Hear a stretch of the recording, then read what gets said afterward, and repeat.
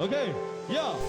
မင်္ဂလာပါရှင်တန်တိုင်ချမ်းမြေမှာကြိုဆိုပါရရှင်ယခုမိတ်ဆက်ပေးမဲ့ကွက်ကလေးကတော့မန္တလေးမြို့အရှိမြို့တဲ့အောင်သားရဖရိန်ထဲမှာတည်ရှိတဲ့အသင့်နေအိမ်ပါရောင်းကလေးနဲ့မိတ်ဆက်ပေးမှာဖြစ်ပါတယ်ရှင်ဒီကွက်ကလေးကတော့45လမ်းအနီးနဲ့113လမ်းအနီးမှာတည်ရှိပါတယ်ရှင်ပေကျယ်လေးကတော့မျက်နှာဖွင့်15ပေနောက်ကျောင်းပေ40လေးရှိတဲ့အသင့်နေတိုက်ပါလေးဖြစ်ပါတယ်ရှင်ပိုင်ဆိုင်မှုဆောင်ရွက်စာရင်းလေးကတော့စလစ်မူရင်းလေးနဲ့ရရှိမှာဖြစ်ပါတယ်ရှင်ရောင်းချမဲ့ဈေးနှုန်းလေးကတော့3200ပပညှိနှိုင်းလေးနဲ့ရောင်းချပေးမှာဖြစ်ပါတယ်ရှင်ဒီကွက်ကလေးကိုစိတ်ဝင်စားတဲ့ဆိုရင်တော့တန်တာအင်ချမ်းမြေ39958363ခုကို